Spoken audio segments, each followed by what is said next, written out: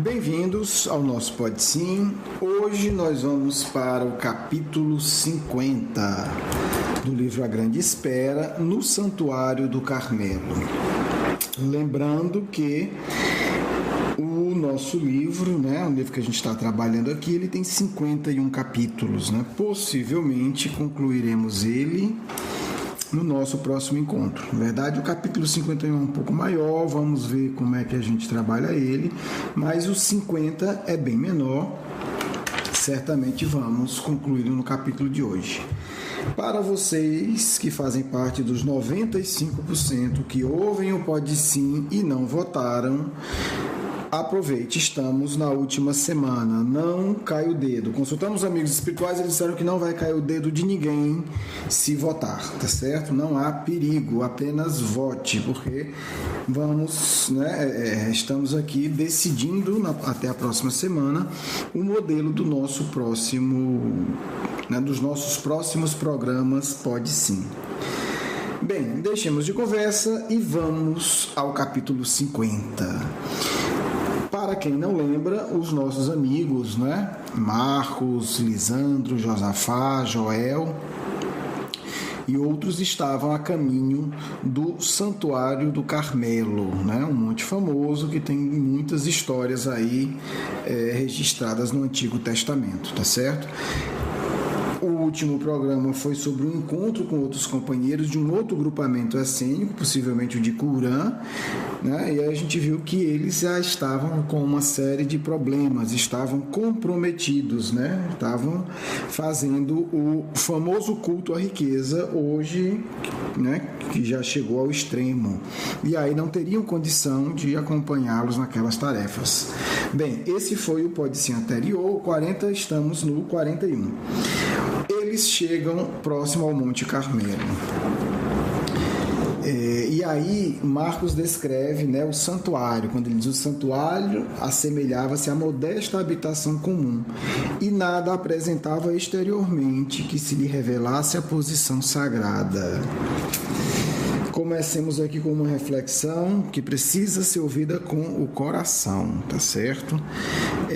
À medida em que a gente entende a atividade, vou falar da atividade espírita, e aqui estávamos falando da atividade dos essênios, mas toda e qualquer atividade que tem por finalidade a nossa espiritualização, é importante observar algumas características, Uma delas acabou de ser dita, quer dizer, era um local pequeno e modesto. E quando a gente fala modesto, não estamos falando que tem que ser sujo, feio, mal cuidado, etc, etc, etc, nem o extremo, de uma falsa humildade, falsa porque compreendida como sujeira, desorganização e etc, mas também não precisamos, com a desculpa de homenagear a Deus ou aos espíritos, irmos para o excesso do luxo, porque muitas vezes é o desejo da nossa vaidade, tá certo? Então, é interessante isso, quer dizer, o santuário, um dos santuários, um dos grupamentos essênicos preparados para entender a mensagem do Cristo, além, obviamente, do grupamento do Lisandro, foi o Cristo que foi lá, ainda adolescente, importante que a gente não esqueça isso, o Carmelo também, o Santuário do Monte Carmelo, que se caracterizava também por essa simplicidade.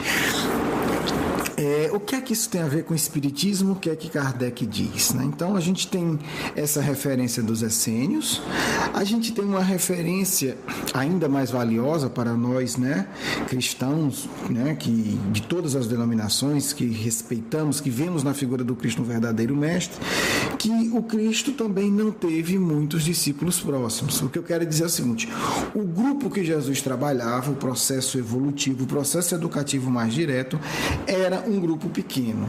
Estamos falando aí de 12 apóstolos, e talvez, uma pessoa ou outra, eventualmente alguém devia se juntar a um grupo, passar um período, mas estamos falando de 12 apóstolos, aquelas pessoas que de fato estavam ali constantemente com ele.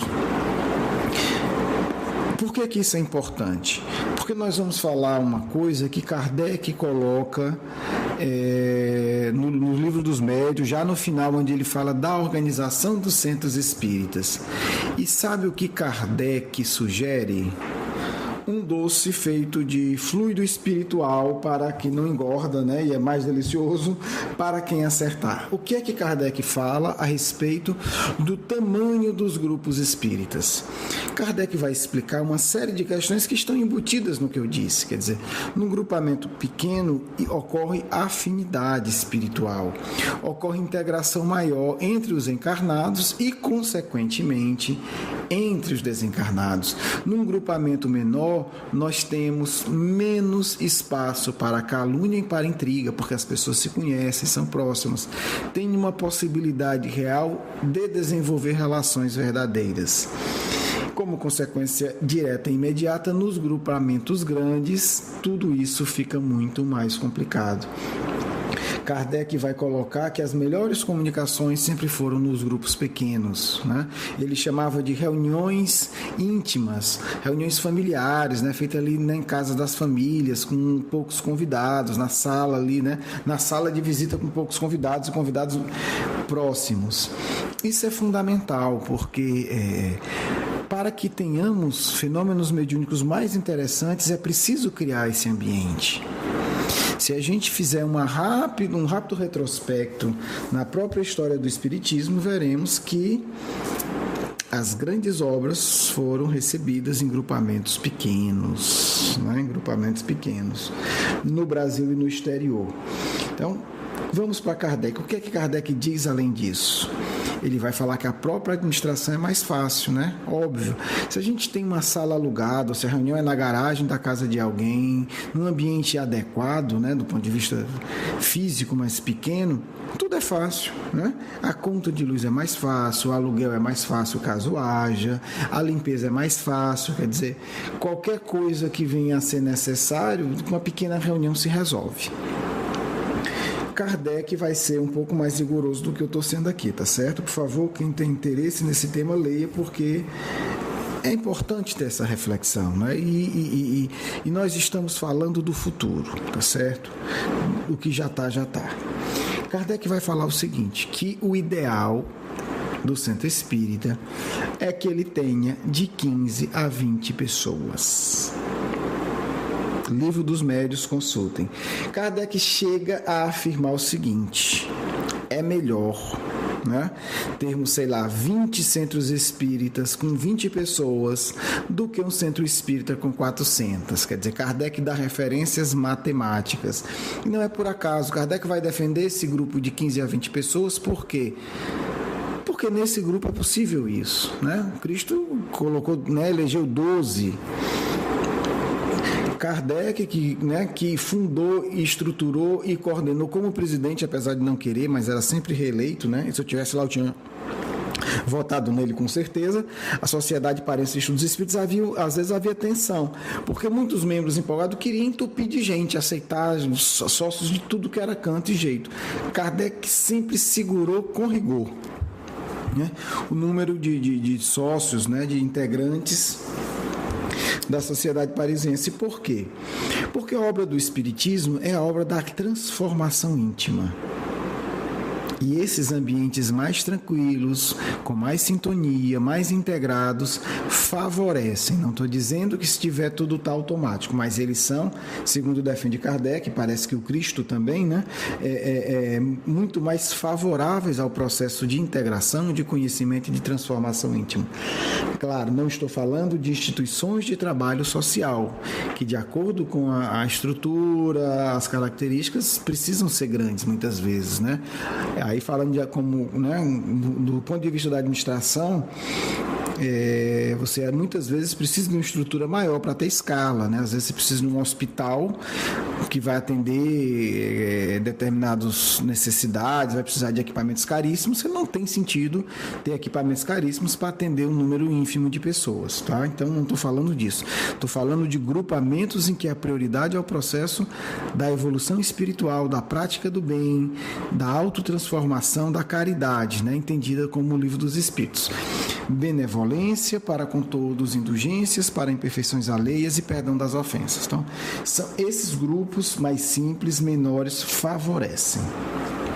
Bem, o fato é o que chama a atenção disso, porque me chamou a atenção isso, né? Quer dizer, grupamentos que cresceram e ficaram ricos não estavam preparados para entender a palavra do Cristo. Como o Santuário do Carmelo estava, né, eles de comum acordo seguiram para lá para avisar, a grande estrela já chegou, né, eles foram para lá avisar o que o Cristo tinha orientado para eles, para que os irmãos do Carmelo também pudessem seguir ensinamentos superiores aos que eles viviam, que já eram muito elevados, né, dos essênios. O fato é que quando eles chegam lá, Marcos levava Lisandro, né, numa pequena carroça, uma carroça pequena, modesta, né, e eles chegam, se aproximam, e Marcos vai avisar Lisandro, que parece estar dormindo, quando Marcos se dá conta e vê que Lisandro está desencarnado, né? Temos aí a desencarnação do nosso querido Lisandro, né? E aí Marcos chama os amigos, avisa, vou ler aqui um pequeno trecho para a gente observar a reação desses espíritos, né? Como vocês acham que eles reagiram? Vou deixar a pergunta no ar. Os companheiros circundaram a carriola, né, a carroçazinha. Mal acreditavam no que viam. Espíritos forjados nas lutas, vergaram-se ao peso da provação inesperada. Os olhos claros de Marcos banhavam-se na dor incontida. De seu coração saíam-lhe dolorosas interrogações, né? Que interrogações eram? Por que Lisandro os deixara no momento em que mais precisavam dele, né? Porque agora, quando iniciavam a jornada da vida, o mestre os deixara desamparados de sua orientação pessoal. Tão absortos que se encontravam na própria dor, que não notaram a presença dos irmãos. Quer dizer, eles estavam bem próximos. Marcos foi avisar Lisandro, né? Viu que ele tinha desencarnado.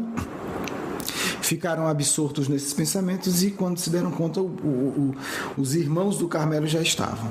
Bem, se você disse, eles não vão sofrer, porque são espíritos já forjados na dor, afinal de contas, espíritos que foram, né, convocados, o Cristo foi lá em pessoa, ainda adolescente, chamá-los para a missão da renovação da Terra, né? Marcos, um espírito já dessa imensa evolução, né? A gente viu que ele foi preso, se manteve absolutamente tranquilo e etc, etc. Jesus visitou na cela, conversaram e ele sofreu muito. Olha que ponto essencial para a gente refletir. Porque às vezes a gente cria uma ilusão terrível e se afunda e se atormenta nessa ilusão. Não, a gente cria duas ilusões, né? Ninguém sabe qual é a pior. Uma é que espírito superior não sente, não sofre. Outra, que é pior ainda, né? Que a gente é espírito superior. Aí a gente não se permite sofrer. E aí sofre bem mais, cria trauma. E também não permite os outros sofrerem. Então vamos começar pela segunda, né? Nós não somos espíritos superiores, os 2 ou 3 que talvez escutem esse programa me perdoem, mas os 90 e tantos % não são, incluindo a mim. Então não somos espíritos superiores, 2. Mesmo que fôssemos, deveríamos valorizar o sentimento e nunca negá-lo, porque se o espírito é superior, ele não nega seu sentimento, porque ser espírito superior significa ser espírito emocionalmente maduro, encarnado ou desencarnado. Então, vejam aí, eles estão absorvidos na dor incontida, né? Marcos está com os olhos, né? Está chorando. E se perguntando, mas agora, a gente sempre pergunta isso agora, né? Porque a gente não quer que aconteça nunca, né? Se distanciar das pessoas que amam. E eles estavam ali, iam chamar os irmãos para começar a grande tarefa. Lisandro desencarna. Eles pegam o corpo, os irmãos chegam, né? Levam até a pequena habitação lá do Santuário do Carmelo, colocam o corpo e aí unem os corações em cânticos de submissão aos desígnios de Deus. Olha aí o que é espírito superior. Ele sofre, ele sente, ele chora, mas não há revolta. Ele permite que o seu coração se expresse plenamente e não há revolta. Não sendo espírito superior, a gente deve permitir que o coração se expresse plenamente e vai haver revolta, né? E aí a gente ora para que essa revolta não nos consuma, não seja algo exagerado, porque espírito atrasado sempre tem revolta, né? Senão não era atrasado. Mas a gente deve orar para que essa revolta não se torne a questão central. E aí, com esses cânticos de submissão, vamos ver o que acontece. Olha que enterro maravilhoso, né? Enterro no sentido de, né, sepultamento, de oração, né, de despedida. Não vou ler todo, vou ler trechos. E aí começou a anoitecer e eles nem notaram que o local começou a se iluminar. O teto escuro, cravado na rocha, estava uma espécie de caverna, de cripta, bordara-se de luzes cambiantes que desciam das altas esferas e foi escurecendo e continuou e a claridade naquele ambiente fechado, né? Ele continuou claro. As últimas notas do hino, eles pararam de cantar e aí entrou outra música. Olha que sincronia. Pararam de cantar e entrou um coro de vozes celestes. Olha que fantástico, né? E olha que símbolo de harmonia. Olha como agem com delicadeza os espíritos muito evoluídos. Eles cantaram, sintonizaram, tiveram um canto de submissão e quando eles pararam, um coro de vozes celestes se fez ouvir, partilhando das belezas trazidas pelo recolhimento e a oração. Havia um ambiente de soberba elevação, num ambiente de dor. Olha que comentário agora que segue. Paradoxo, quer dizer, dor e elevação, mas isso era perfeitamente compreensível às almas portadoras do conhecimento racional. Essa palavra é bonita para Eurípides. Os troncos estavam posternados, quer dizer, eles ouviram aquilo ali, né? Baixaram-se, né? Baixaram o tronco e ficaram ouvindo aquelas vozes maravilhosas desconhecidas. E aí as vozes pararam. Primeiro as vozes dos essênios, depois as vozes celestes. Depois que as vozes pararam, outra voz, esta muito conhecida, se fez ouvir. Estavam de cabeça voltada para o solo. E aquela voz conhecida era a voz firme e pausada do ancião de Lisandro, que convocava os companheiros à luta, pois as lutas mal se iniciavam. Disse o Lisandro: não se perca um instante do tempo precioso na contemplação da carne, chamada aos processos de mudança inevitável. Olha que bonito! Marcos erguer a cabeça. Para quê, né? Tá, ele mesmo conta aqui. Queria certificar-se de onde vinha a voz e a identidade, né? De onde vinha a voz e quem era a identidade daquela voz, né? Nosso querido Marcos, romano, objetivo, né? De uma inteligência belíssima, levanta e vê. Diz, tá vindo de onde isso?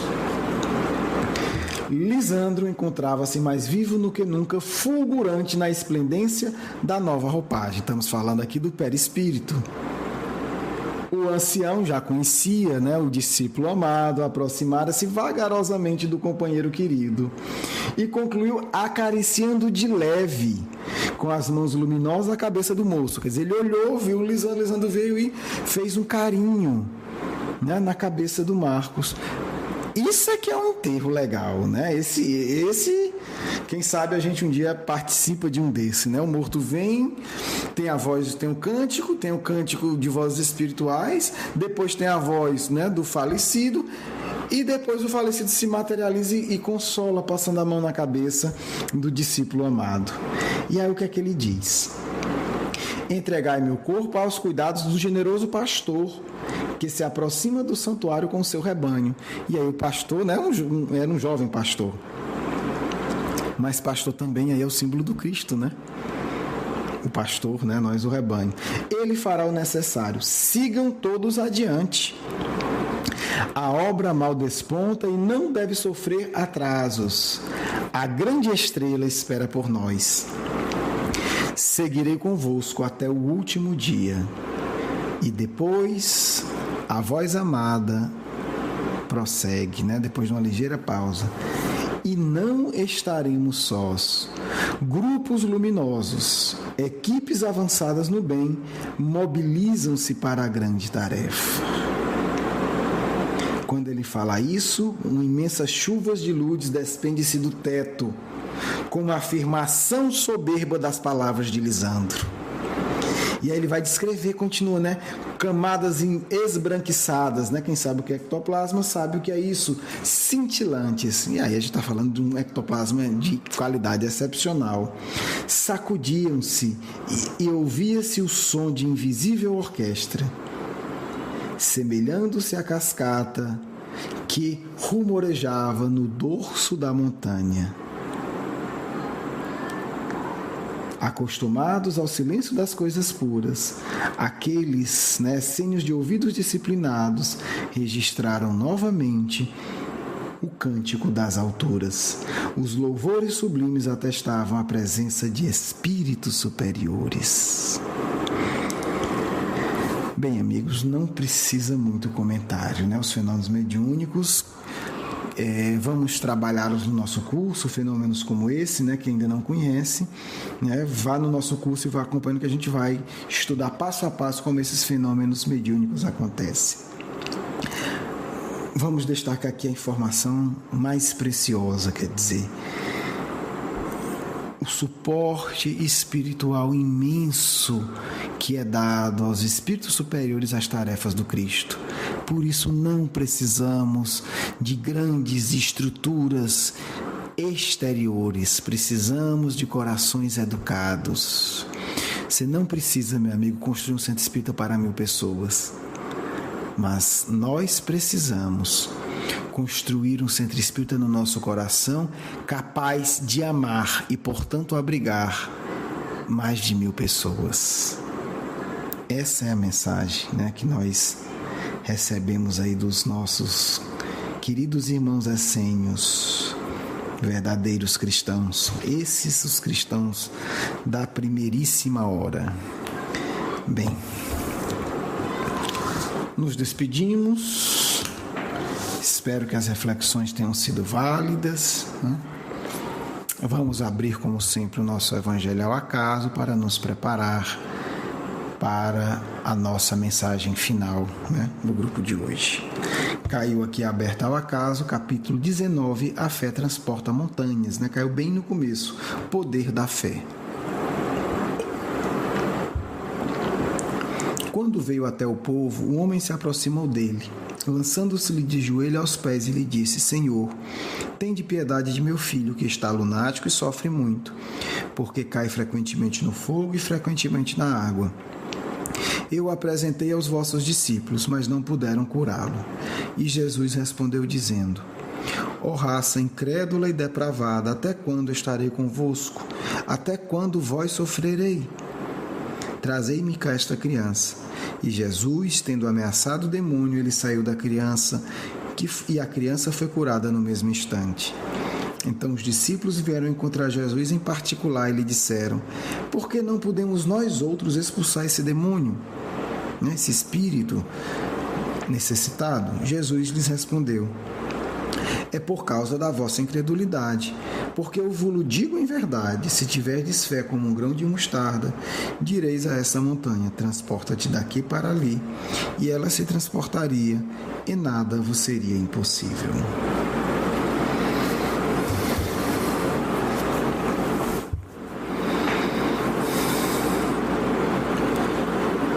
Pai de amor e bondade, que Tua misericórdia infinita toque os nossos corações, nos envolvendo em Tua luz e em Tua paz, para que o Teu amor se faça vida em todos os instantes e em todo o nosso ser. Que assim seja.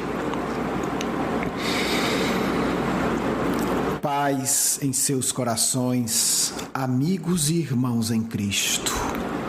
Fé. Fé ante as dores da vida. Fé ante os embates necessários para a conquista de si mesmo. Fé que dá a coragem de ação para que se extirpe da terra as loucas crenças do materialismo que desestrutura a organização social e a organização psíquica dos seres, porque a verdadeira sanidade funda-se na aceitação profunda da própria imortalidade, na existência de um Deus justo e eterno, e na certeza de que o amor é a força regeneradora mais poderosa do universo. Irmãos, caminhamos para o encerramento de nossos estudos, muito em breve. Falamos o que aprendestes com Eurípides Barçanufo, o jovem Marcos, ao refletir sobre sua vida, ao ver a sua busca pela vitória espiritual dele e da humanidade. O que estáis dispostos a fazer, caro irmão em Cristo? Sejamos nós aqueles que hoje, na última etapa do processo de regeneração da Terra, estejamos mais do que nunca dispostos ao trabalho do bem. Sejamos nós aquele que, esquecendo o egoísmo excessivo, a vaidade exacerbada, nos prostremos em espírito e aceitemos as dores da vida com as mãos ocupadas no bem, com o coração submisso ao mais alto e com a mente voltada para o Mestre de Nazaré.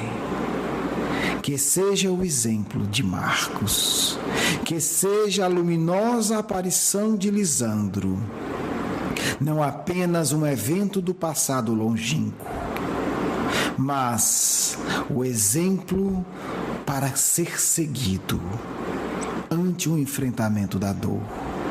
Deus nunca deixa sem consolo o coração que humildemente se submete às suas leis. Deus nunca deixa sem amparo o coração que ante a dor não se imobiliza, não foge da tarefa a ser empreendida.